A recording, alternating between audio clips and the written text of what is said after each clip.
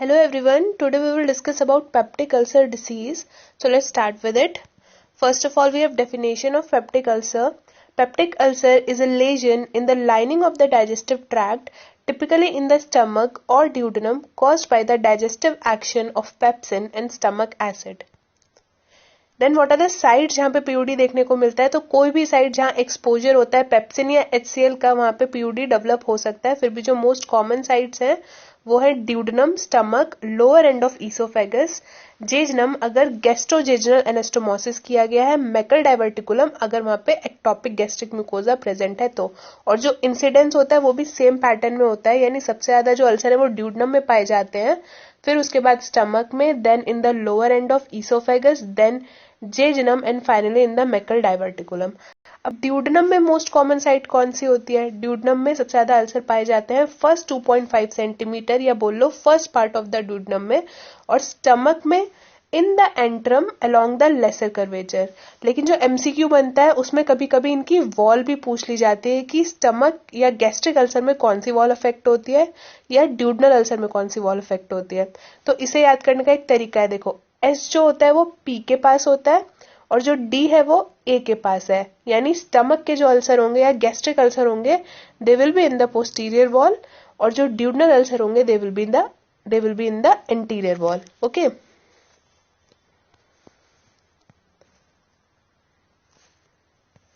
then we have pathophysiology of PUD. तो there are two kinds of factor, aggressive factors and defensive factors, और PUD का होना या ना होना इन्हीं दोनों फैक्टर्स पे डिपेंड करता है. अगर ये दोनों बैलेंस में है तो PUD डेवलप नहीं होगा, बट अगर एग्रेसिव फैक्टर्स बढ़ जाते हैं, डिफेंसिव फैक्टर्स घट जाते हैं तो पीयूडी डेवलप हो जाएगा. तो aggressive factors are Helicobacter pylori, pepsin, HCl, smoking and alcohol, and defensive factors are bicarbonate, mucus layer, prostaglandin, mucosal blood flow and epithelial renewal.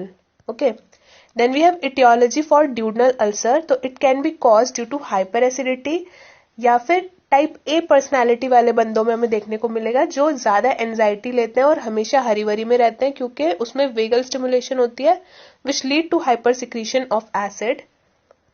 Then NSAIDs because it causes inhibition of prostaglandin, and prostaglandin is a defensive factor against PUD.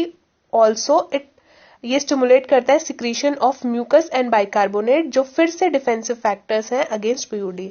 Okay, then food habits like smoking, spicy food, spirit can also cause PUD. Then Helicobacter pylori कैसे mucosal damage करता है हमने अपनी previous video में पढ़ लिया है. JDS के बारे में भी हम ऑलरेडी पढ़ चुके हैं. Then hyperparathyroidism causes hypercalcemia, and hypercalcemia is again a stimulant for hypersecretion of acid. Okay, then genetics. तो पेप्टिक अल्सर जो होते हैं वो सबसे ज्यादा ब्लड ग्रुप ओ में पाए जाते हैं, और कैंसर ऑफ स्टमक जो होता है वो ब्लड ग्रुप ए में देखने को मिलता है, और इस पे भी एमसीक्यू आता है. ओके, तो अब इसे कैसे याद रखना है? तो सी ए में ए है. ओके, तो C A will be more prone in blood group A patient. Okay, then duodenal ulcer is HLA-B5 linked and 3 times more common in relatives of patient with duodenal ulcer.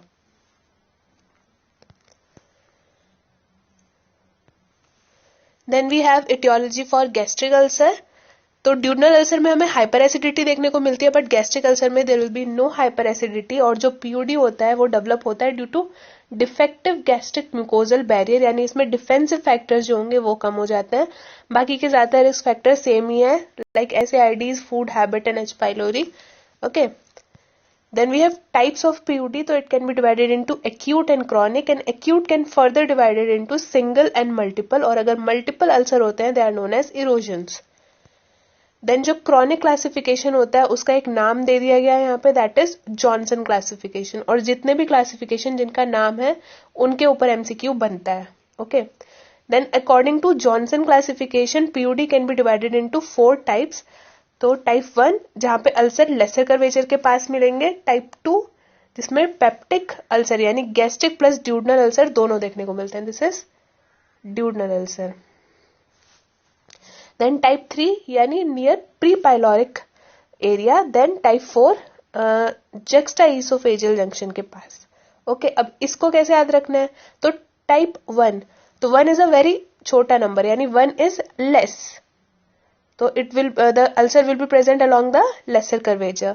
Then type 2, तो type 2 में two things present होंगी, यानी gastric ulcer as well as the duodenal ulcer. Then type 3, तो 3 is rhyming with pre. ठीक है, तो जो type 3 में होंगे उसमें ulcer will be present in the pre pyloric reason.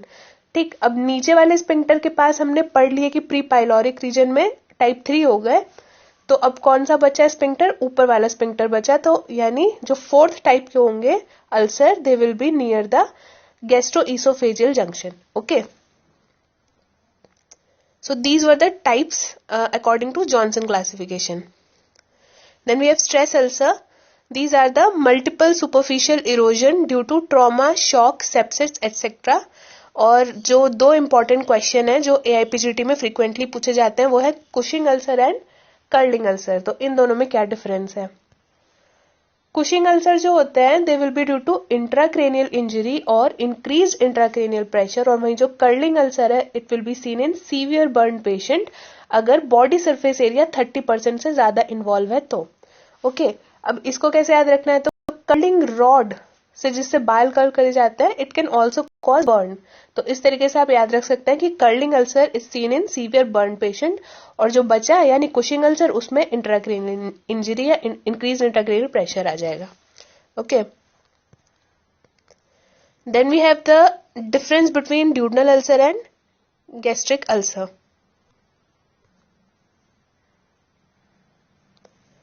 Okay, तो पहले लोकेशन के बारे में हम ऑलरेडी पढ़ चुके हैं कि जो ड्यूडनल अल्सर होगा वो फर्स्ट पार्ट यानी फर्स्ट 2.5 सेंटीमीटर ऑफ ड्यूडनम में हमें देखने को मिलेगा and in the anterior wall देखने को मिलेगा. ठीक, अब गैस्ट्रिक अल्सर की लोकेशन क्या थी? In the antrum along the lesser curvature, और वॉल कौन सी थी? एस वॉज नियर पी, तो वॉल हो गई posterior wall. Okay, then bleeding और परफोरेशन ये दोनों कॉम्प्लिकेशन है अल्सर की, और इन दोनों की भी वॉल के बारे में पूछा जा सकता है. तो इसको कैसे याद रखना है? तो परफोरेट, तो लास्ट में 8 आ रहा है, तो 8 से यू कैन रिमेंबर एंटीरियर. तो perforation will be more common in the anterior wall, then and bleeding will be more common in the posterior wall. ठीक है, तो एक क्वेश्चन तो ये बन गया कि परफोरेशन और ब्लीडिंग कौन कौन सी वॉल में से होती है. ठीक, देन ड्यूडनल और परफोरेशन और ब्लीडिंग दोनों ही चीज ड्यूडनल अल्सर में ज्यादा होगी as compare to the gastric ulcer. ठीक, और जो मोस्ट कॉमन कॉम्प्लिकेशन है दिस इज वो ब्लीडिंग है, मतलब परफोरेशन से ज्यादा ब्लीडिंग देखने को मिलती है. ओके, देन AIPGT 21 में ये क्वेश्चन आया था कि जो ड्यूडनल अल्सर है उसमें कौन सी वेसल से ब्लीडिंग होती है? तो द आंसर इज गैस्ट्रोड्यूडनल आर्टरी. और अगर गैस्ट्रिक अल्सर में ब्लीडिंग हो रही है तो कौन सी आर्टरी से होगी? It will B from left gastric artery. Okay, अब इस पे भी MCQ बन सकता है कि फूड का क्या इफेक्ट होता है दोनों टाइप के अल्सर पे. तो ड्यूडनल में खाने से पेन रिलीव होता है और वहीं गैस्ट्रिक अल्सर में खाने से पेन एग्रावेट होता है. और अब इसे कैसे याद रखना है? तो D से ड्यूडनल एंड D से डिक्रीज. ओके, तो ड्यूडनम में खाने से पेन जो होगा वो कम होगा, और गैस्ट्रिक अल्सर G से गैस्ट्रिक एंड G से ग्रेटर, तो खाना खाने से गैस्ट्रिक अल्सर में पेन जो होगा वो बढ़ जाएगा. ठीक, देन वेट, तो ड्यूडनल अल्सर में वेट गेन देखने को मिलता है क्योंकि उसे खाना खाने से रिलीफ होता है, और वहीं गैस्ट्रिक अल्सर में वेट लॉस होता है क्योंकि उसे खाना खाने से दिक्कत होती है. Then the risk of malignancy duodenal ulcer में कभी देखने को नहीं मिलेगी, सिर्फ गैस्ट्रिक अल्सर में देखने को मिलेगी, और वो भी कहाँ पे? ज्यादा ग्रेटर कर्वेचर के पास.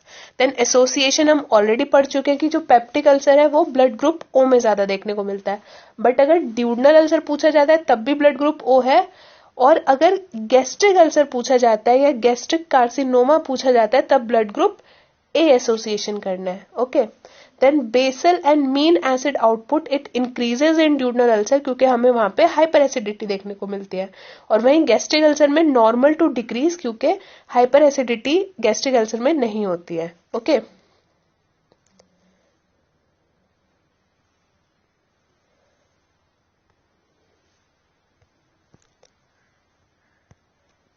Then we have pen.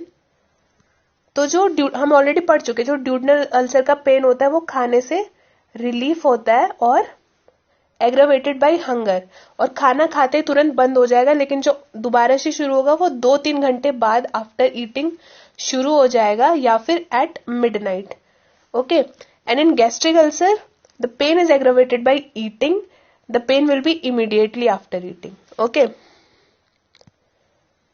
Then vomiting. तो वॉमिटिंग और मेलिग्नेंसी दोनों गैस्ट्रिक अल्सर में कॉमन है, ड्यूडनल अल्सर में अनकॉमन है. और एक क्वेश्चन बनता है हेमेटोमेसिस और मेलिना पे. तो ये देखा जाता है कि जो भी पार्ट स्टमक या स्टमक से ऊपर है तो उस कंडीशन में हेमेटोमेसिस ज्यादा देखने को मिलता है एज कम्पेयर टू मेलिना, और जो स्टमक के नीचे वाले पार्ट्स हैं वहां मेलिना ज्यादा देखने को मिलता है.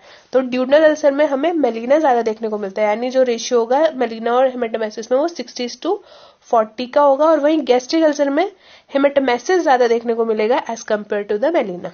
Okay,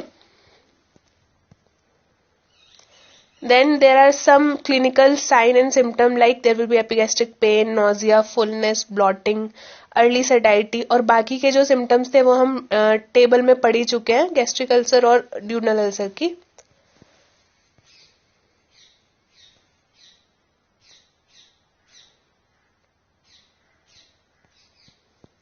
Then we have investigations, तो we can do esophagogastroduodenoscopy, तो उसमें डायरेक्ट अल्सर देखने को मिल जाएंगे, या फिर कर सकते हैं टेस्ट फॉर एच पाइलोरी, जो हम ऑलरेडी एच पाइलोरी की वीडियो में डिस्कस कर चुके हैं.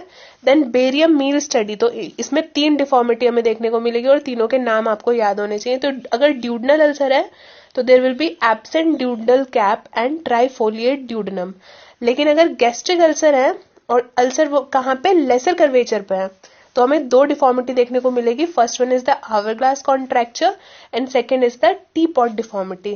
क्योंकि अगर लेसर कर्वेचर पे अल्सर होता है तो जब वो हील होता है तो it can lead to contracture of the lesser curvature, जिसकी वजह से ये डिफॉर्मिटी आ जाती है. देन मैनेजमेंट, तो लाइफस्टाइल को हम थोड़ा सुधार सकते हैं अगर पीयूडी से रिलीफ चाहिए तो, लाइक स्मोकिंग और अल्कोहल को छोड़ देना, NSAIDs नहीं खाना, और स्पाइसी फूड या फ्राइड फूड को अवॉइड करना. Then we can use hyposecretory drugs like antacid and proton pump inhibitor.